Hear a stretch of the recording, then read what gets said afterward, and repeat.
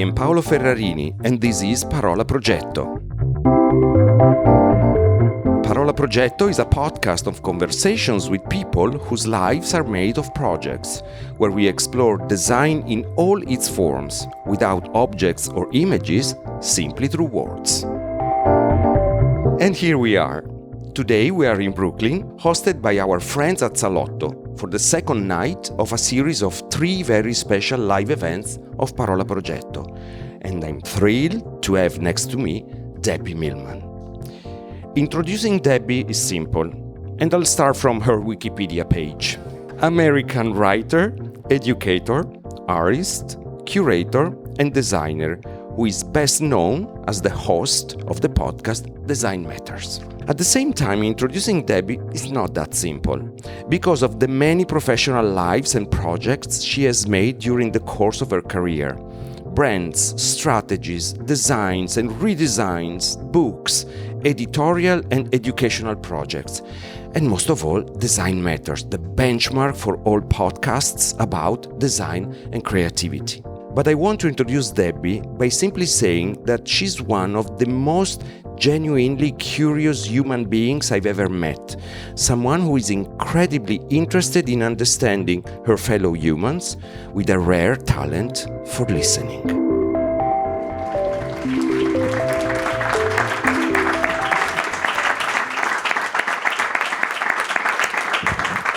Hello Debbie, welcome to Salotto and welcome to Parola Progetto. Thank you. It's really, really nice to be here. I have a little confession to make. Tell me. You already know that, but Parola Progetto listeners might not. I'm a bit of a copycat, or maybe a thief. Mm-hmm. My podcast actually started as a fun project. I've always loved Design Matters so much that from day one, Parola Progetto has been trying to mimic it. Can you forgive me? Of course. Love means never having to say you're sorry, which I'm not entirely sure that Italians might know that quote or young people. It's a quote from an old movie called Love Story. Mm-hmm. And it was an old movie, I think in the 70s, but it was one of those landmark movies that sort of changed a lot of things that came after it. And one of the famous quotes is, love means never having to say you're sorry. And there have been times where I've said that and people are like, what do you mean? Love means you should always say you're sorry. So in any case, either way. Okay. Thank you, baby. I feel more relieved now. Let's pick up where we left off. We met for the first time in March 2020 in Cape Town during Design in Daba, March 2020. We were in this wonderful bubble, the design bubble, but also a bubble of calm while the world was totally changing with the arrival of COVID-19. We parted with the promise of doing a podcast together in New York, and today we're here to keep that promise. Yes. So, very simple question. What's happened in your life since 2020? Such a simple question. Well, the first thing is I got married. Yeah, I got married. Thank you. We were already engaged at that point. We were supposed to have this very big wedding in October of 2020. And 10-10-2020, as you know, fellow designers will appreciate the numerical symmetry. And we picked that day very intentionally because of that symmetry. And Chip Kidd designed a monogram for us, a bit of a monogram. It was Roxanne's name and my name, sort of overlapping typographically, very beautiful. One of my big regrets at that time was, well, we didn't get to use it. Gloria Steinem was going to marry us. It was this whole big thing. And we realized, I think in April, that there was not going to be a big wedding. And which was kind of unfortunate because we had already paid a lot of things for a wedding that you have to pay in advance, but whatever. And so we decided to elope. And we eloped in a strip mall in Encino, California. I think the name of the place is like weddingstogo.com. I'm really not joking. We had a plastic chuppah because I'm Jewish. And so we stood under that. And remember at the beginning of COVID, we were all still wearing plastic gloves. So we were wearing plastic gloves and masks.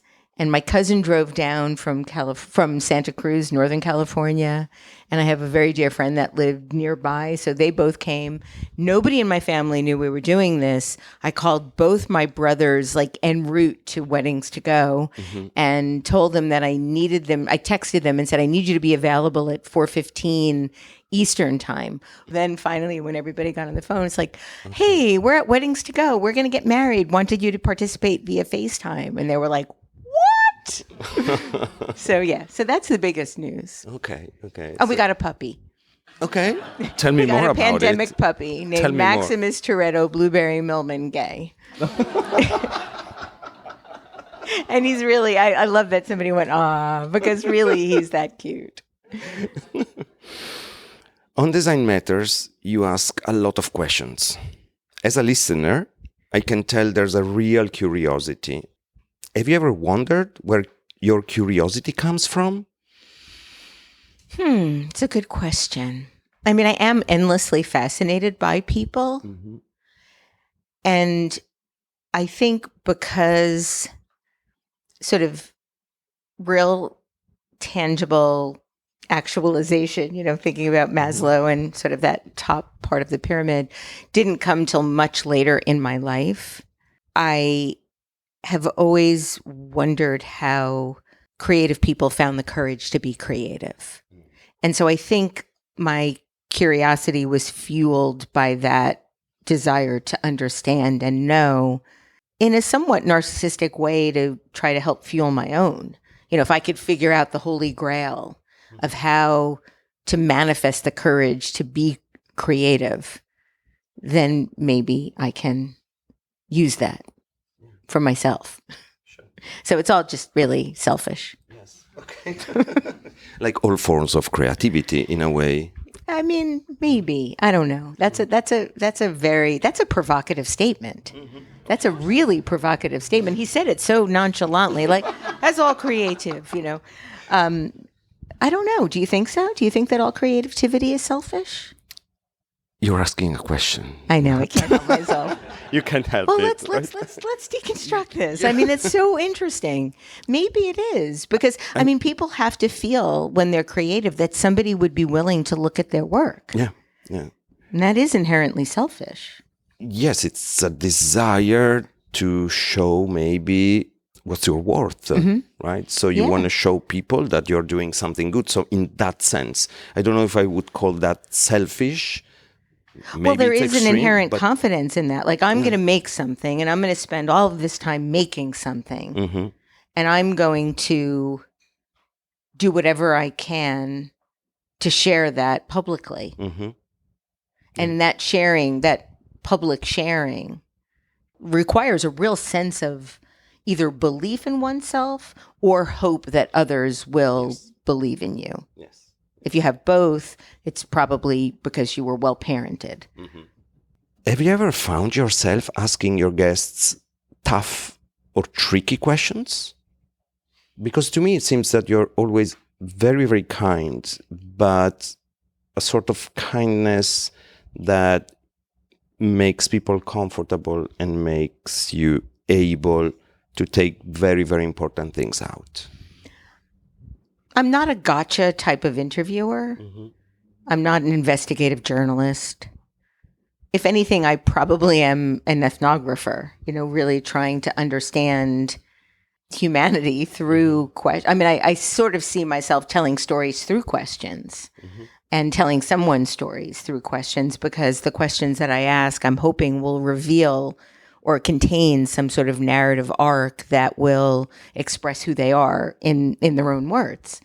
In terms of tricky questions, I think I do start out every episode with maybe not necessarily a tricky question, but an unexpected question to do a couple of things. One, to put people at ease. Two, to make them laugh, which always helps putting people at ease. And then also to give them a sense that I've done enough research to find this little nugget that will do both of the above. And that takes more time than anything else. Finding that little question that I know when I find it, that's the question. Let's see if this works. Ooh, crafty. Very crafty. I listen I to see you. what you did there. And I try to. Nicely done, Paolo. Is it true that you...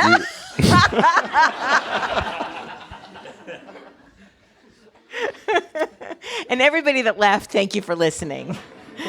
Everybody else is like, why are they laughing? Is it true that you've had the same phone number since 1993? Well done. Wow. Wow. Did you get that from Roxanne? I mean... She's always like, how is it possible that you have the same phone number? Yeah, it is true. It is true. And actually, so today, for some reason, this will also be fun for you to know. For some reason today, I was locked out of my Amex account. Ooh. And I was just trying to pay my bill. And I went on and I cleaned my cookies, whatever. I didn't realize that cleaning them all and just eliminating everything would mean I'd have to put in every password again. So I'm really a technophobe. And I'm like, what did I do?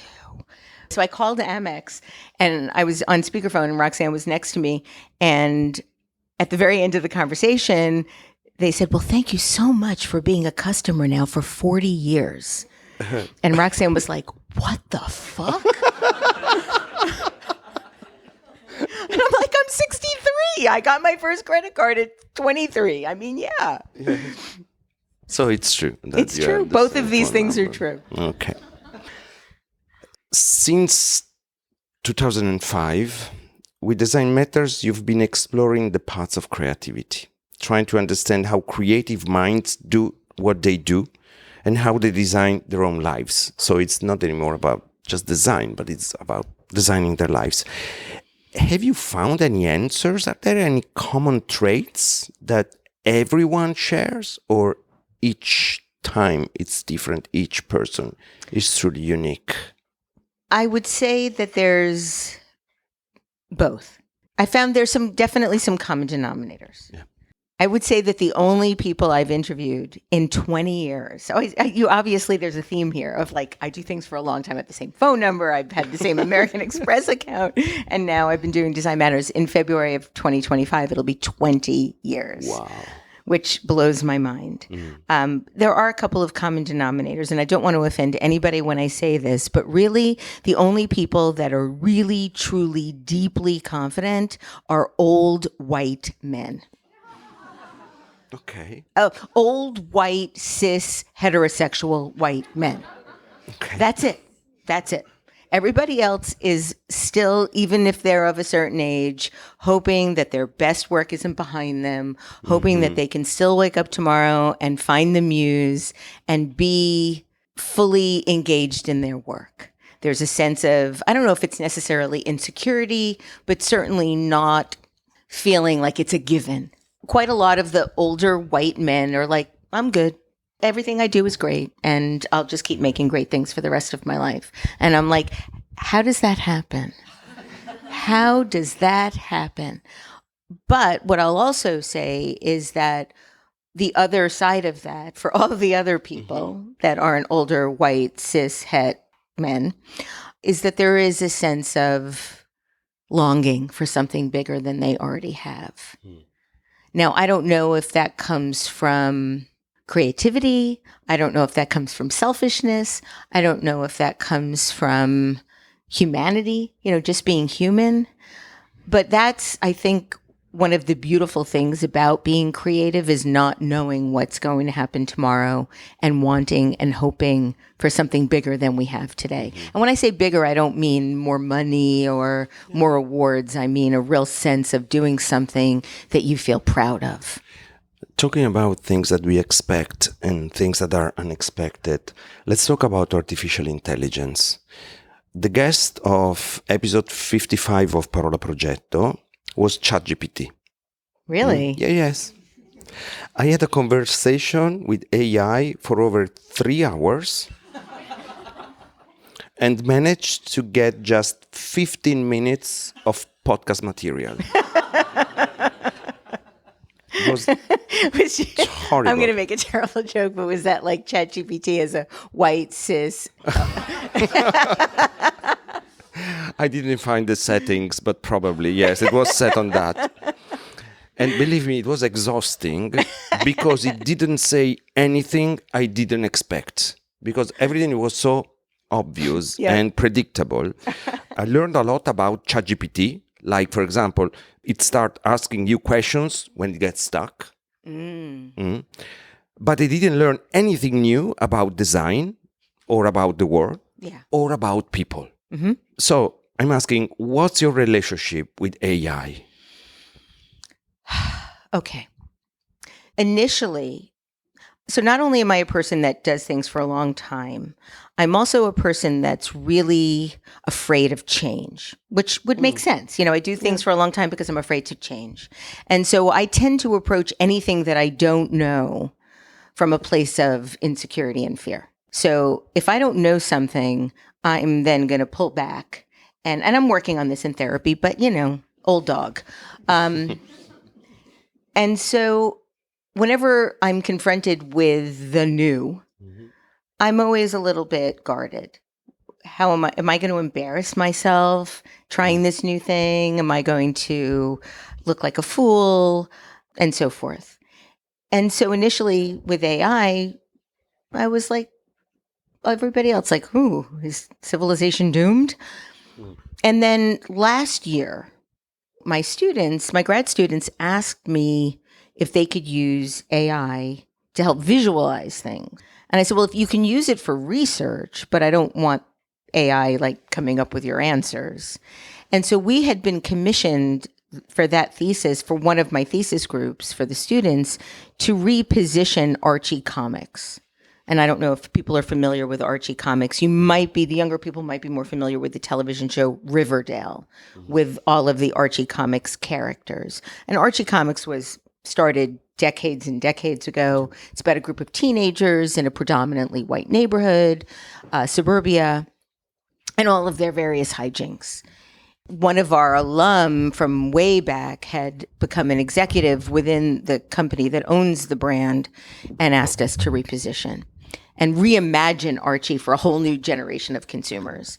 And so they went to Midjourney with the idea of trying to visualize an animated character within the sort of Archie visual language that wasn't necessarily Archie.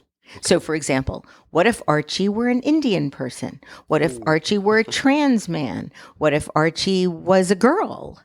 And so the results that came back blew my mind.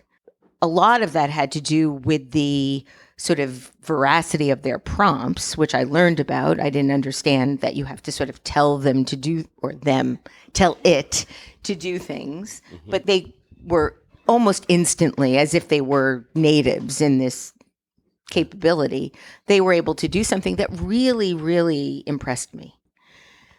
And so that immediately put me in this could be really, really interesting. And what I realized was that these were the same types of conversations that I was hearing in 1988, 1989, 1990, 1991, 1992, with the introduction of the computer.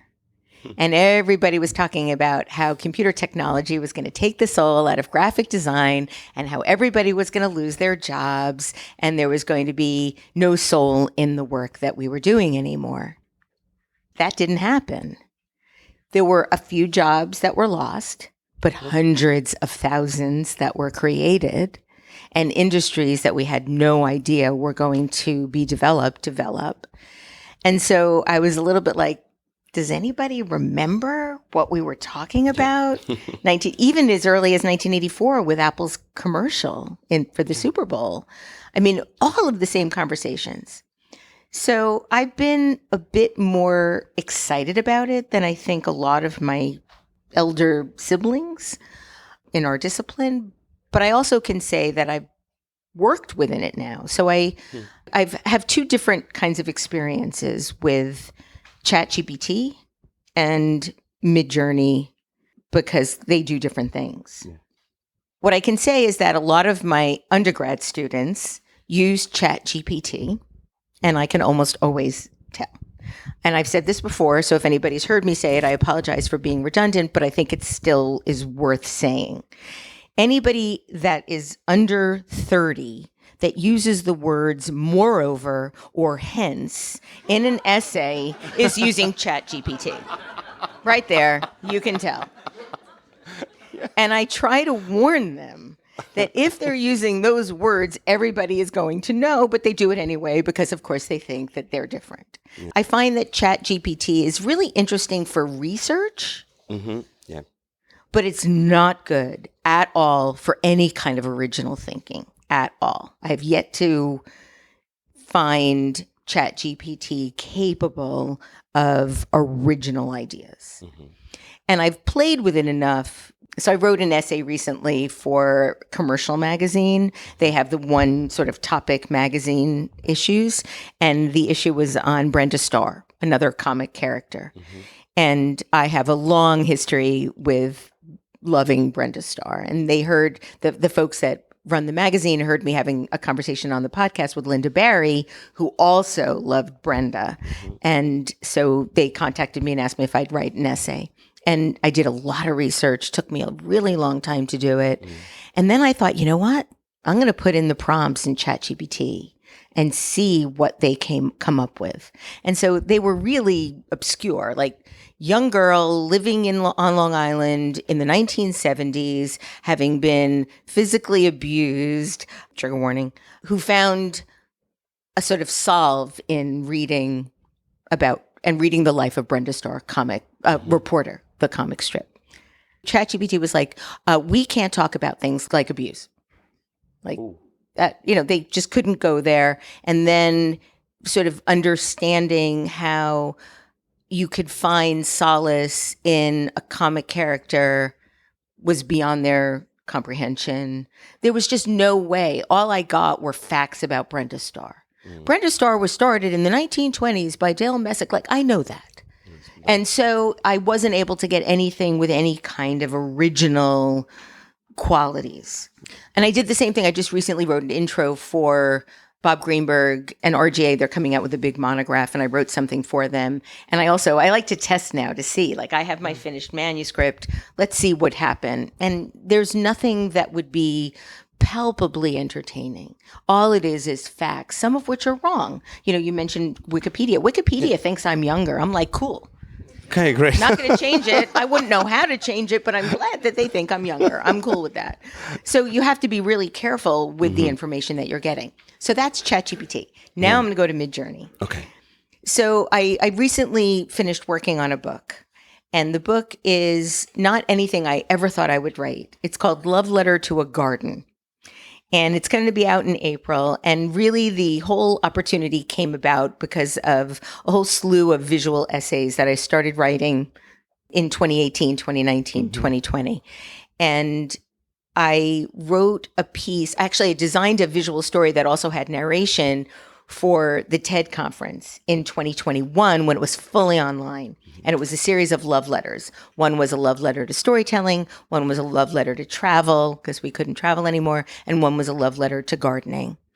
And then I wrote another piece, another visual story after going to Antarctica to try to see the total eclipse of the sun, which I wasn't able to do because of cloud cover, but I wrote this piece about that. A gardening editor at Hachette saw those pieces, contacted me and asked me if I'd be interested in writing a book, a visual essay book about gardening. And I'm like, I spent most of my gardening career trying to get roses to bloom in shade. Like, for anybody that is a gardener, you know that roses don't grow in shade. And so clearly any gardener that would be looking at anything that I would do and would be like, how did this happen? Like rolling their eyes. So I'm like, no, I can't really write a book about being a gardener. I can only write a book about my quest to be a gardener, because it's really been a 40-year quest to try to have a garden. And I also had a lot of memories from my youth, very young, to try to bring to life in my quest. So what was my history that led me to wanting even to have a garden? And I'm an illustrator if I can have something to reference. I'm not somebody that can just draw this beautiful man sitting in front of me just by looking at you. I need a photograph. I'd need to study it. I'd need to figure out how to use that to help craft an illustration. And so here I was trying to come up with these memories, to draw these memories, and I couldn't do it. So I decided to go to Midjourney and put in all the prompts. Alleyway in Borough Park, Brooklyn in the 1960s with a vanishing point that leads to a waterfall. Doesn't exist, didn't even happen, but I sort of remembered being in my grandparents' backyard in an alleyway at 5 or 6 years old, playing and walking and finding a waterfall. I was so convinced that there had to be a waterfall there from this memory that in 2008, when Google allowed you to see the satellite views of streets, yes. I put my grandparents' address in and was like, there's got to be a waterfall here. Like there's a waterfall in Brooklyn. No, there is not. There's no waterfall. No. And so with those prompts, I was actually able to get enough reference from about 3 or 4 different results to put it all together to use it to make a watercolor. So I had that reference. That to me was miraculous. It was miraculous. Yeah. So long answer to a question about AI. Yeah. Some of it is terrible and some of it is miraculous. Because you used it as the tool it should be. I don't know. I mean, it's hard to say. So many people have been asking me to do interviews with people at conferences about AI. Mm-hmm. So I've had to learn a lot more. So for example, I didn't know that doctors now are able to gather enough data with AI to be able to fairly accurately predict whether or not somebody might have a chance of getting Alzheimer's from an eye exam. And so again, that feels miraculous. Seeing a resume or a cover letter written by an undergrad graphic design student using ChatGPT, really terrible. Yeah. So I think we're very early into this sort of new technology, both of which is terrible and miraculous. Yeah. And like almost everything else humans do, we have to choose wisely. Mm-hmm. You mentioned memories. I'm wondering, do you have a design Madeleine? I mean, is there an object, a piece of graphic design or a logo, something from the design world that takes you back to your roots or your earliest memories? It's a wonderful question, Paolo. Brenda Starr. So in writing this essay, when I was in the 1970s, I was in 7th grade, and there's no computer. I knew that the creator, illustrator, and writer of Brenda Starr was Dale Messick, but I didn't know if Dale Messick was a man or a woman. And Newsday, the local Long Island daily newspaper, had a helpline. You can write in questions, and they would publish them. And it happened to be on the same page as Dear Ann Landers, which was the advice column, which was literally right next to the comics section. And so I wrote this question in, and they published it. And when I was writing the essay, I thought, oh my God, what if it's still somewhere in the archives of Newsday that I can find that page? And I found it. Wow. And so seeing like Newsday and seeing all of and then I read, 10 years worth of Brenda Starr strips. But what happened was, when I found it, they didn't publish people's full names. They published only the initials. Okay. And at that particular time in my life, my mother had gotten remarried. My parents got divorced when I was in 5th grade. And so by 7th grade, my mother had gotten remarried, and I hadn't seen my biological father, in years. And my mother wanted me to change my name, my last name, to her second husband's so that we would all have the same name. And so I did. Now, he ended up being like a monster.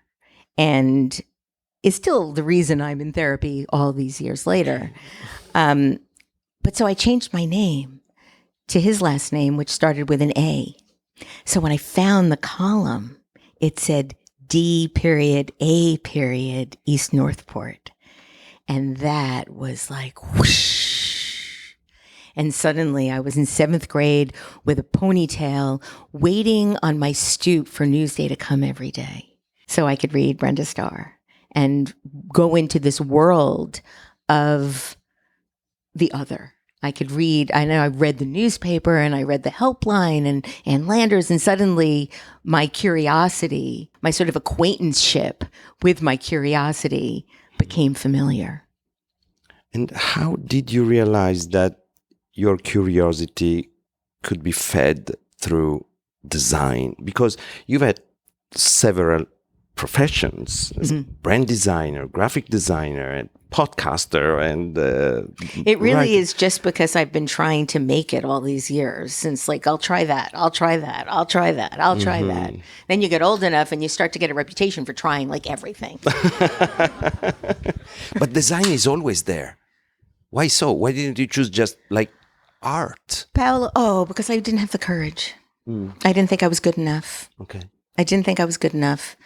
And I, still battle that till today. I didn't think I was good enough I didn't have the courage or the confidence or the selfishness to do what I wanted because I just didn't think I was good enough. And I had these skills that I had learned in working on my student newspaper that was basic layout and paste up when everybody was doing things on a drafting table pre-computers. And that was the only thing I knew how to do. And I graduated wanting to do these other things, but then also wanting to be in New York and Manhattan and wanting to be able to make enough money to pay rent without being a bartender or a waitress.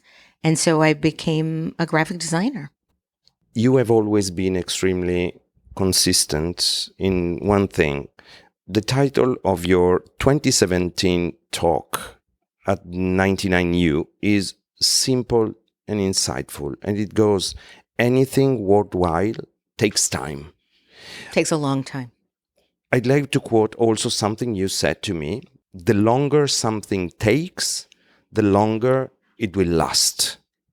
So how do you find this balance between spending a lot of time doing things, but also the speed that is needed in our lives and also in your job?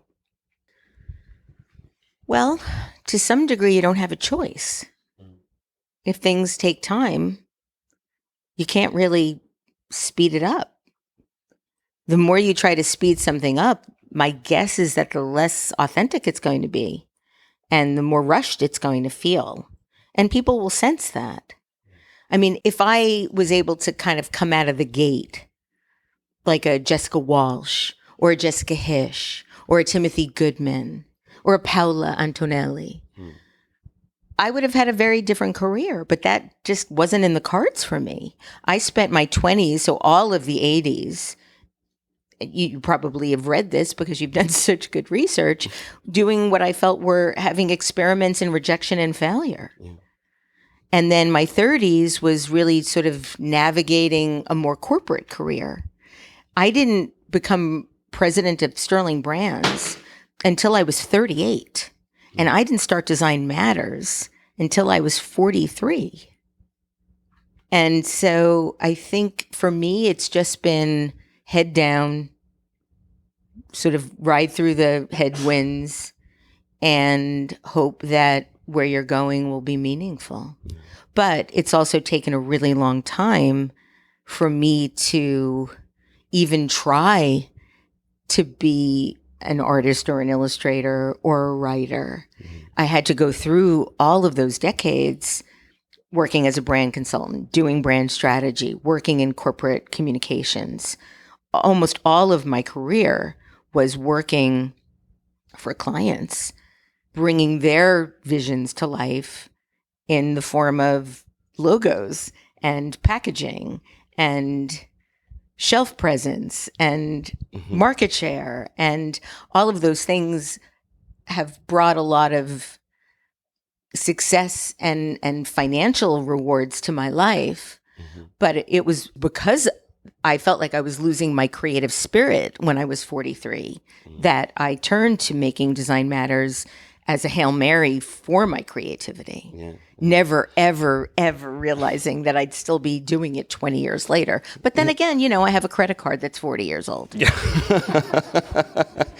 And also, the beginning of Design Matter is wonderful. I mean, you've told this story, I think, at least 2,000 times, but I want to hear it from your voice again. Which one? It was not 100% your idea. It was something that was proposed to you to start a radio show, right?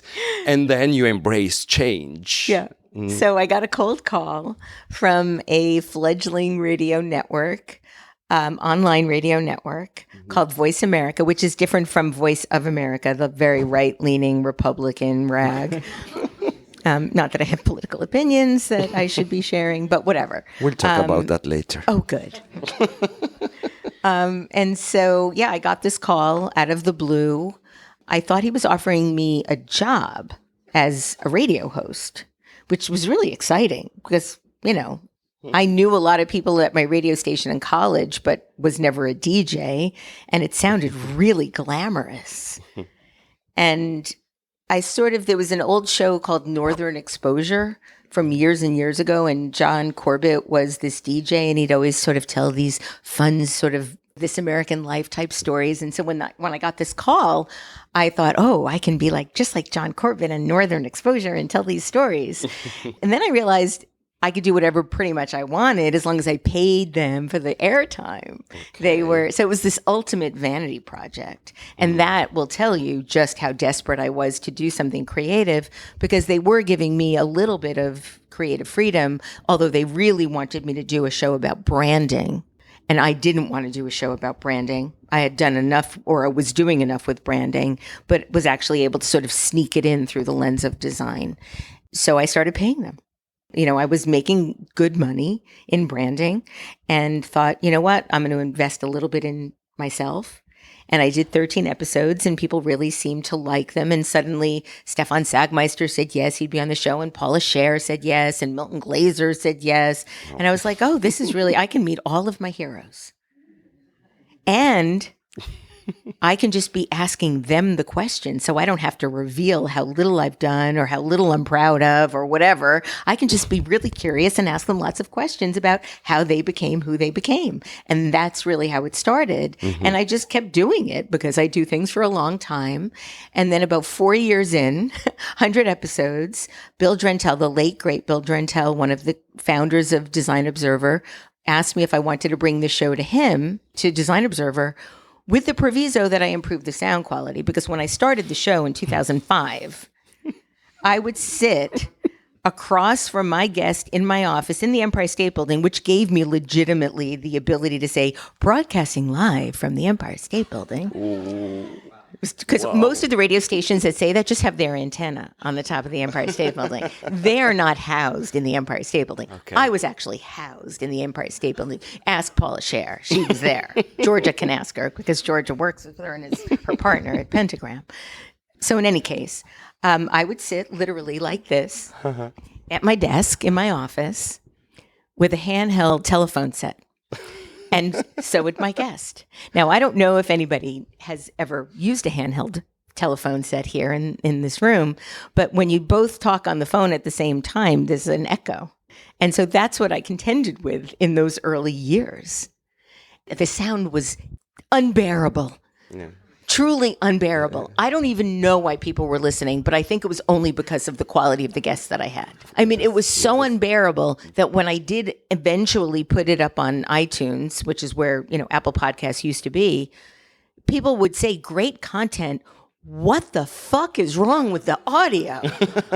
And I'd be like, I don't know how to make it any better. I'm a brand consultant, not a DJ. And it felt like the people I was working with at Voice America at the time it was like doing an episode of Wayne's World with like Wayne and Garth in a basement in Arizona, like doing bong hits while I was talking to Milton Glaser. And so Bill was like, I'll bring the show to Design Observer, but you have to do something about the sound quality. And I'm like, Bill, I don't know how. And he's like, let me introduce you to a producer. I was like, Finally. okay. And so he introduced me to Curtis Fox, who was at the time doing a podcast for The New Yorker and the Poetry Foundation. And he became my producer. And we, of course, have been working together ever since. Wow. In all the things that you have discovered about designers and creative minds, is there any habit that you just can't stand? Something you'd love to make disappear with a magic wand in their attitude? No. I can't think of anything.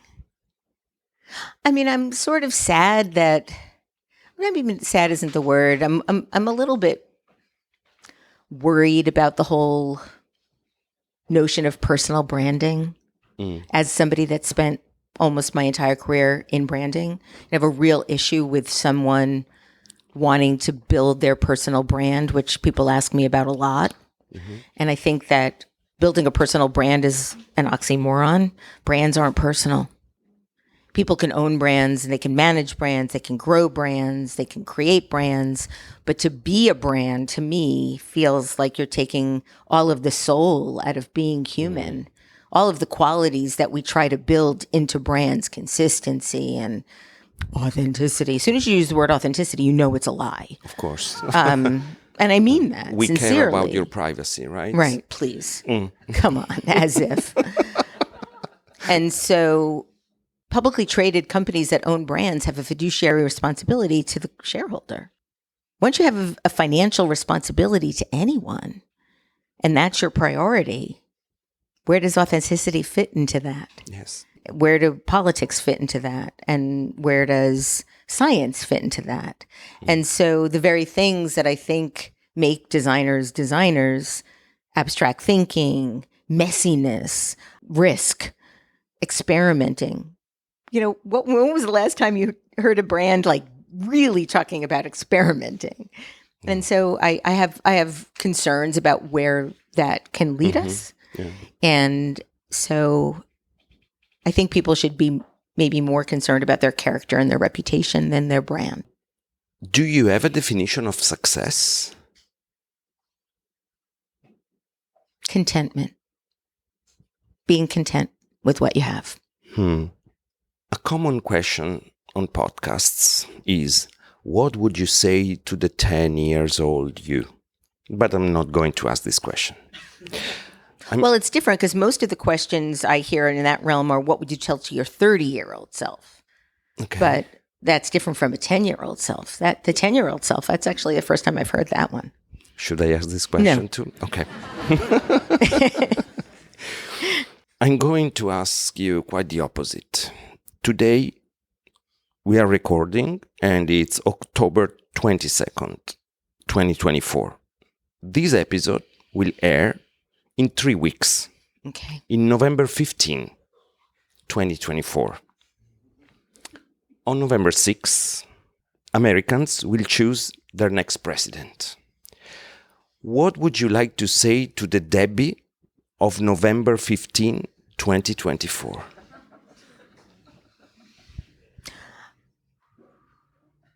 Depends on the direction. If it goes blue, thank God. If it goes red, arrivederci. I don't know what I'm going to do. It's terrifying.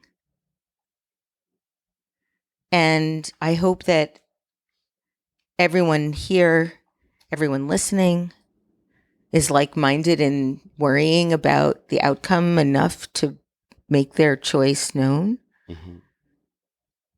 and counted. What scares me even more than the outcome is that it's this precarious, that it's not a no-brainer, that we're not just all expecting a landslide of epic proportions, that we're worrying 2 weeks before with a result that might end the whole democratic process that we've had for 250 years? Mm-hmm. This great experiment for a dictator, a narcissist, a rapist, a criminal, a felon? How is this possible? Yeah, right? Thank you. Symmetry in this conversation. He's an old, white, cis, het dude. But there are some that are okay. You know, some of my brothers. You know. Debbie, after all these years in conversations, have you figured out the meaning of life, or at least the meaning of design? Paolo, these are such intense questions. First of all, why would anybody care what I think the meaning of life is? The meaning of design. Meaning of The design? role of design today. The role of design today is to help us open the doors to as much truth as we could possibly find that science hasn't given us. Oh. Off the top of my head. Debbie, in preparation for the Parola Progetto events in New York, I reached out to previous guests and asked them if they had questions for you, Paolo Antonelli and Massimiliano Gioni. I received many responses and I had to select, and it was very, very hard. The following questions, they come from those who preceded you. The first question is from Andrea Incontri, fashion designer. Let's talk about diversity.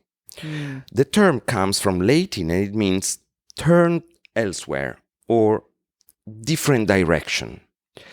How much of this different direction is a space to explore, or is there a risk that diversity could lead to a kind of new conformity?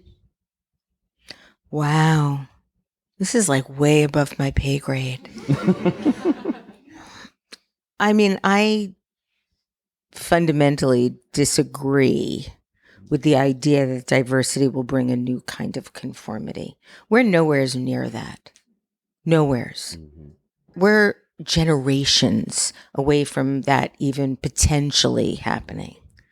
So maybe far down in the future, 50, 60 years from now, maybe. But right now, I mean, come on. We can't even get a woman elected president. That's not even, I mean, hopefully will, but haven't yet. And there's been 46 of them. I think that diversity is the key to all creativity. It forces you, it inspires you, it influences you to think broadly, more broadly than you're capable of. And without it, we're just amoebas. Next question is from Francesco Pavia, entrepreneur. Have there been any epic surprises that shaped your professional path? My success was an epic surprise. Wow. And it still is every day. I feel so grateful. So grateful. I can't even begin to tell you how grateful I feel that this quest to try to find some value in myself and what I could offer has been accepted. And I mean that sincerely. It's not a humble brag. It's genuine, a sense of real gratitude. Yeah. Next question from Simona Flacco and Riccardo Crenna, founders of Simple Flair. Can design still be a tool for telling stories today? Is it a storytelling tool still? I hate the word storytelling. What other kind of word should I use? Design. And then once we start design and strategy, design and storytelling, I mean, I've lived through decades now of there's always like a buzzword. Yes, of course, design tells stories. Humans tell stories. Our symbols are stories. These are things that we've had for 10,000 years. The walls of Lascaux, the caves are stories. So, of course, everything we do is embedded in some type of story we're telling ourselves and sharing with others. Debbie, it's time for La Raffica. La Raffica. La Raffica means burst. You have the best voice. Really? Oh my God. Debbie like Millman told swoony. me I have the best voice, guys. Can All I the- put this sentence on my resume? Yeah. I love the way you roll your R's. It's so beautiful. Thank you. Thank you. Oof. I need a second to for this. Maybe His I husband's proce- here, don't worry. So, La Raffica is a classic segment of Parola Progetto. Raffica means burst, and this round features a rapid-fire set of 10 either-or questions. We're looking for sharp answers, but there are 2 bonuses. You get 1 chance to pass and 1 opportunity to elaborate.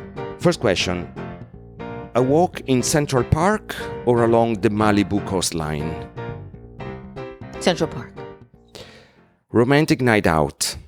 Cinema or theater? Theater. Before going to bed, novel or non-fiction? Nonfiction. Last minute vacation, Europe or South America? Europe. Good. Paris or Tuscany? Tuscany. Okay. One impossible guest for design matters. Pablo Picasso or Marcel Duchamp? Pablo Picasso. Handmade or machine-made? Handmade. An artwork for your home, a big one. Da Vinci or Monet? Da Vinci.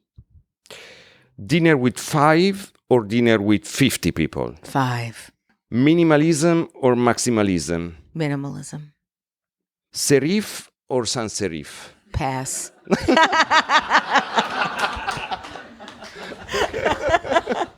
Okay, this was the last one for La Raffica. So, no, you didn't have the necessity to elaborate, so I think everybody's probably tired of me talking at this point.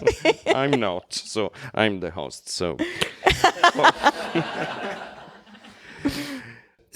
do you have questions from the audience, by the way? Since you're here, guys.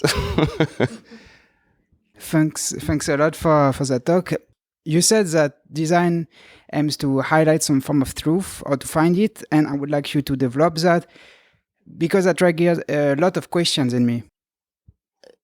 I think the best designers have the ability to give us a sort of view of what's possible. Humans are the only species that can scenario plan, can think about options, can think about this or that. And design is very much a decision-making discipline. We're deciding serif or sans serif. And I think that we can help people or lead people to understanding things that they don't already understand. And it's a very unique discipline in that we can do that. And I think that we have a responsibility to help people know more than they already know, to open people's minds up to possibilities.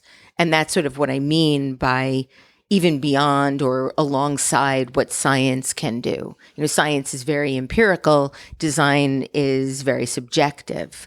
The very things that some people are that excite and delight some people are the very things that outrage others. But if we can help people navigate through that to understand more than they do without it, it gives us, I think, an opportunity to grow our humanity.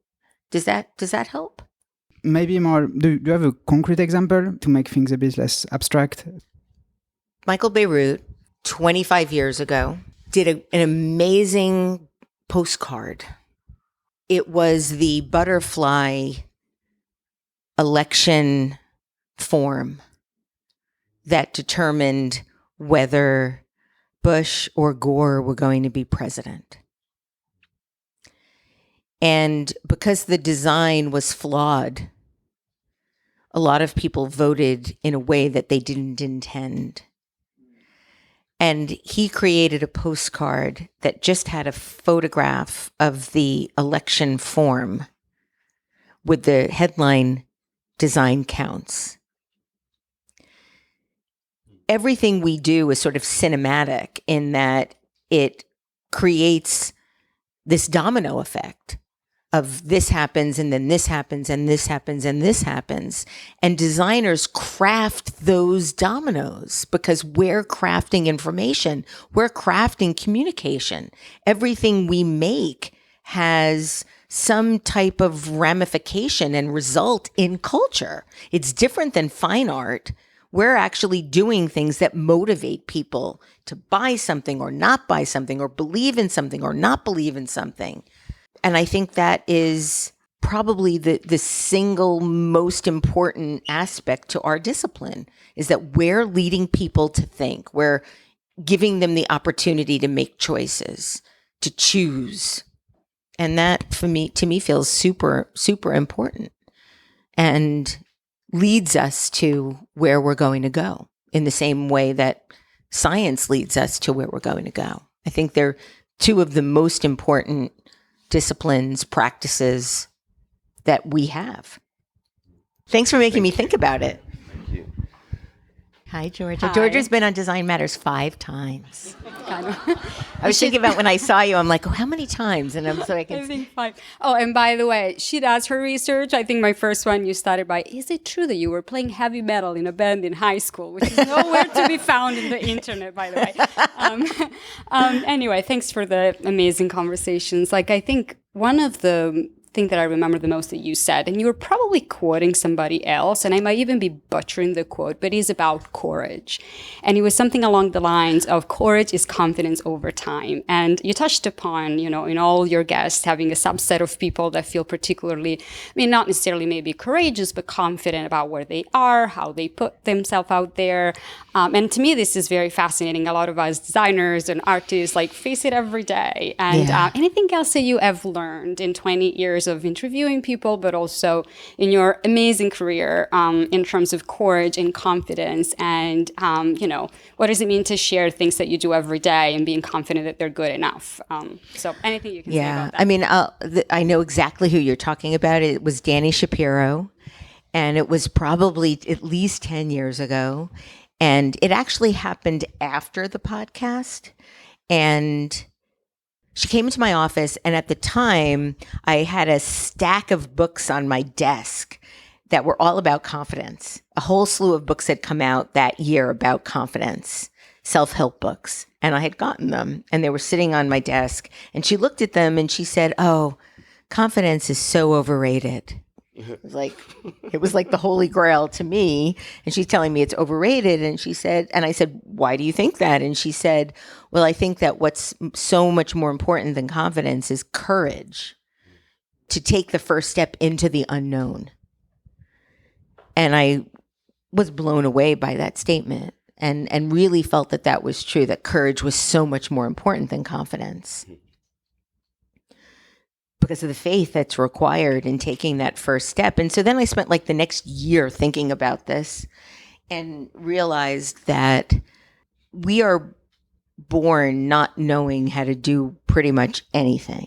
We can't walk, we can't talk, we can't clean ourselves up after pooping. There's so many things we're incapable of doing, and we try them anyway. We try to walk, we try to eat, we try to, we have to learn, potty training and all of that. And so we take it for granted that if we are able-bodied, we have walking confidence. If we can speak, we have talking confidence. And so the idea that when we want to try something new, that unless we're really good at it at first, we sort of give up, or we feel ashamed or embarrassed or whatever it is, we have to think about what it means to try something and then get better at it over time. And so in that year of really thinking about, well, what does it mean? What does confidence really mean? How do you get confident? And what I came up with was that confidence is really just the successful repetition of any endeavor. So we have walking confidence or talking confidence. We have car confidence if we know how to drive. once, we learn how to drive, we are nervous when we're learning. No one expects to get into a car and be able to parallel park on the first try. It's just you develop that confidence over time. What's interesting is that you tend to lose that confidence for a bit if you have an accident or you get a ticket. And then you have to build up that confidence again over some time when after getting a speeding ticket, you don't speed for a little while, and then you get confident, and then you'll speed a little bit. So I think that the pressure that we put on ourselves to be good at something right out of the gate is very harmful to growth. And so I think that, that comment from Danny has stayed with me, and not to say that I still don't want, I don't like to do things I'm not good at. And I hate that I cannot be good at things. Actually, Roxanne says that because we play Scrabble together a lot, and she said I'm a sore loser and a sore winner. I'm a sore loser when I don't like losing, and then when I win, I feel guilty. I know, therapy. So that I think is really important. But then the other thing, and this is something I learned in the podcast, and it was said to me in the studio, and I've said this before, but it's so, I think, worthwhile saying again. And it was when I interviewed David Lee Roth. David Lee Roth, the former lead singer of the band Van Halen. And he has a reputation of being a real jester and a real showman and very flamboyant. And when I had him in the studio, he was really playing I had my students sitting outside the sound studio. They were listening through the speakers, and he was playing to the audience. He was very much a jester. And he was there ostensibly to talk about his tattoo company that he has, Tattoo Inc. But of course, I had to ask him about what it was like to be, the lead singer of Van Halen, especially since I lived through their fame. And in 1984, when 1984 came out, their album, along with David Bowie and Modern Love and Thriller and Bad, those were the biggest albums of that time. He was one of the kings of the universe, the biggest tour, the biggest album, the biggest video. And so I asked him what that felt like. What did it feel like to be like the coolest dude on the planet? And he stopped being a jester, and he said that you have to be really careful when you get to the tallest mountain in all the world. Because when you get to that top, it's always cold, you're almost always alone, and there's only one direction. I realized in that moment that I had been trying to race up this mountain my whole life in the headwinds. And that maybe it was okay to sort of take your time, one step at a time. There are a couple of people out there that are still doing the best work of their lives in their sort of elder statesman kind of position in the world. In the design world, certainly Paula Scher is still doing some of the greatest work of her life. I'd like to think that at some point I could be really excited about where I could be going without knowing where I'm going, then have to sort of plot every moment of the path. So I think that's a good thing to think about. Slow steps up the mountain. You don't want to peak before you have with that much more time in front of you. I'd like to think I'll peak the day before I die. Oh, wow. Right? Wouldn't that be fun? That would be great, yes. Go out on a high like that? Yeah. Should I go with the final question? I thought that was a nice place to end, right? Mm-hmm. Yeah. Yes, definitely. Peak the day before we die. That could be the title of the episode.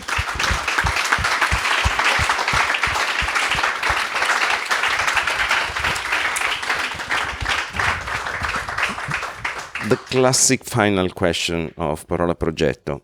Could you recommend a book, only one, that has been important to you, one that we should also read, all of us? If we had to go to the bookstore tomorrow morning, which book should we buy and read it immediately? I don't know that I want to be nepotistic, but of course, Hunger by my wife, Roxane Gay. One book. Oh my God, there's so many. Love in the Time of Cholera by Gabriel Garcia Marquez. Thank you, Debbie. Thank you very much. Thank you, Paolo. Thank you.